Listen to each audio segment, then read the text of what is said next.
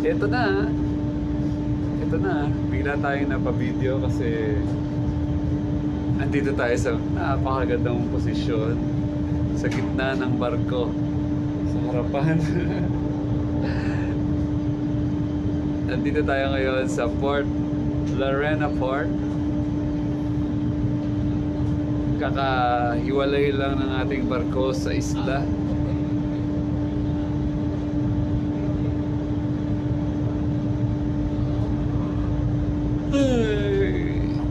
Nag-spend po tayo ng 17 days dito sa isla. So, dahil paalis na tayo, maganda siguro kung tayo gagawa ng isang summary ng ating ginawang The Siquijor Expedition.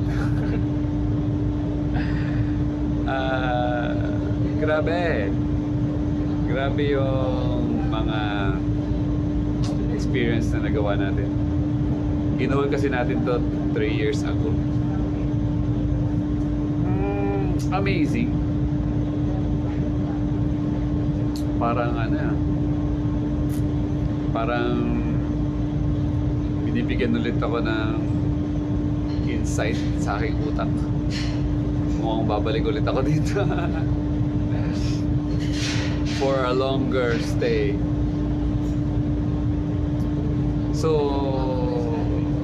parang okay sa umpisa, 3 days ka. Yan. Isunod, 6 days. Ito kasunod, 17 days. So, ganun yung parang gusto kong vibe pag pumupunta sa iba't ibang isla. Babalikan ko siya, pero mas mahaba ang stay. Mas matagal. Kaya ako naman gagawin yun. Kasi nga, nag-create tayo ng experience, relationship, para mas marami tayong babalikan. So, konting summary. Pagdating natin dyan, syempre nag-create moments muna tayo sa family na tinira natin. Sobrang thankful po tayo sa family ng Estrada family, kasi doon tayo natulog. Kay brother Lawrence, kay sister Lovely, sa kanyang anak na si Drew and si Amaya. What a lovely family. Okay. Sunod nating natagpuan is yung ating napupunta na sa akin yung araw. Medyo mainit. Pero okay lang. Tiisin natin hanggang kaya pa. May lilim pa. Ano na sa mukha ko ng araw. Nabili ko na tayo. Kita-kita niyo po. Hanggang sa makarating tayo sa tamang direksyon. Pupunta tayo dun sa bandang kanan. Mabilis lang to. Wala pa tong, baka nga 2 oras lang to, doon tayo sa isla. So yan pong isla na yan. Yan ang Dumaguete. So, dito sa kanan, ewan ko ano meron doon. Parang somewhere. Basta dito sa kanan, yan yung Cebu. Dito tayo pupunta. Exciting. So, ano pa nangyari? Summary na ba yun? Ang dami natin ginawa. After ilang araw, inikot na po natin yung buong isla. Simulan natin sa Siquijor. Hanggang makabalik sa Siquijor, umalis tayo ng alas 8. Nakabalik tayo ng alas 7 ng gabi. Nakuha natin ikutin ang buong isla ng Siquijor Province na 11 hours.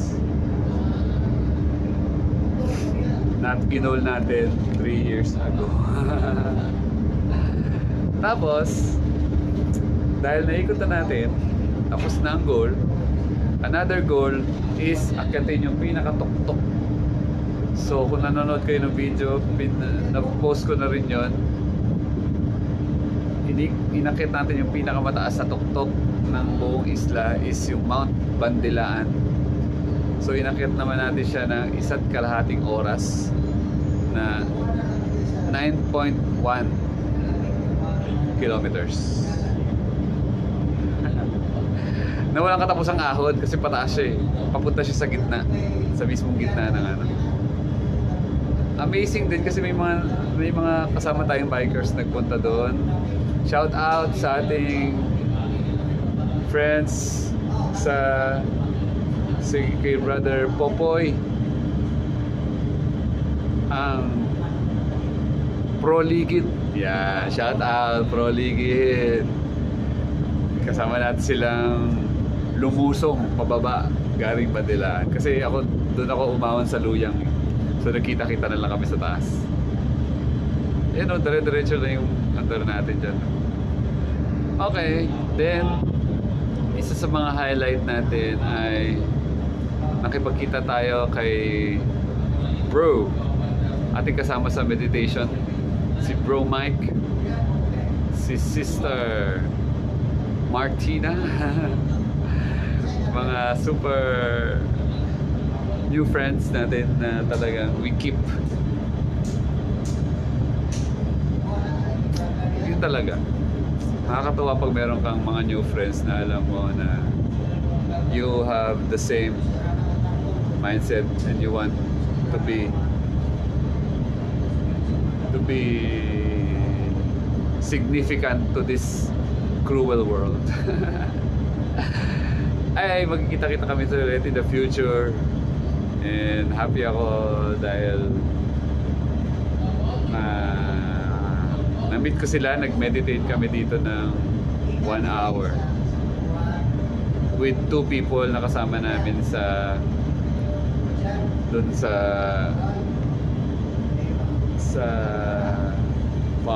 the farm. Ano pa nangyari?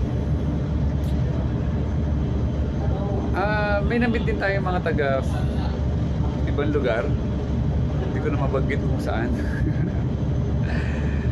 Si Paul, tsaka si Adam. Yun, mga kaibigan ni Martina. Mga volunteer sila dito sa Dumaguete. Ang pangalan ng lugar ay hindi ko na kayang init. Lipat ako. Baka mag-suffocate dito ang ating cellphone. Dito na tayo. Ching! Medyo malamig dito. Ayan. So, ay, ganda ng pwesto dito. Hindi ko masyado okay. Sino pa?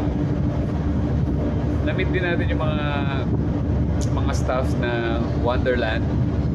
Sobrang babait nila. Kumain ako doon ng masarap na brownie. Ay, cake pala yun. Yun yung ending ko kahapon. Tapos nakapag-piano pa ako. At pagkatapos noon, hindi pa natapos ang gabi ko kahapon. Kaya sabi ko, kailangan mabalikan ko lahat ng mga friends. Pumunta rin ako sa Barefoot. Nandun po si Bob Marley. Hanapin mo siya doon. Barefoot Backpackers. Tapos, hindi pa natapos ang gabi. Dumuretso pa ako doon sa kay na Popoy. Kasi si Popoy, bukod sa biker, siya rin ay isang pickleball player. Pinahiram niya ako ng Jula na paddle. So naglaro ako ng mga 2 times. Yung una talo, pero yung pangalawa panalo. Perfect. Amazing. So amazing ang life. Basta tuloy-tuloy mo lang. Isa pa sa ginawa namin kahapon, kasama ko si Brother Mike. Nagkampunta kami sa Kambugahay. Nag-spontaneous lang kami. Sinundo niya ako ng umaga. Tapos dinala niya ako bumalik kami ulit dun sa Bandilaan. Then bumaba kami ng Kambugahay Falls. Woo! So, sulit na sulit ang ating trip. Nagawa natin, kailangan natin lahat gawin. So, I can say, this Siquijor trip is super 5-star. Kasi, happy talaga. Puro happiness ang ginawa natin. Kaya, exit ka sa isang isla nang merong smile in your face kasi you made friends. Yun lang yung pinaka-importante. May naging kaibigan ka sa mga lugar na pinupuntahan mo. Kasi ibig sabihin, meron kang babalikan. So, kaya ko naman sila nakilala. Kasama ko sila Brother Lawrence, kasama ko sa Kingdom KOY. Sina Mike kasama ko sa meditation. Si Bro Popoy kasama ko sa biking and sa pickleball. Si David sa barefoot. Nakilala ko lang siya doon dahil nakita ko yung sign ng vegan bowls. So, 5-star. Thank you po sa lahat ng aking mga nakasalumuha sa buong 17 days kong stay sa Siquijor. Very friendly silang lahat. Wala tayong naging problema. Pati sa pagpunta, sa pagsakay ng bike natin. Akala natin sisingilin tayo ng malaki. Yung pala, free naman talaga ang bike. Kasi hindi naman siya vehicle. Thank you for watching. I love you all. Ayun na po, papalapit na tayo doon. Kapahinga na natin itong cellphone natin. Mahal ko kayong lahat. Huwag niyo kalimutan, maging buhay sakto. Huwag sobra. Huwag kulang. Sakto lang. Huwag kang sosobra. Bye-bye. Ito yung boat natin, oh.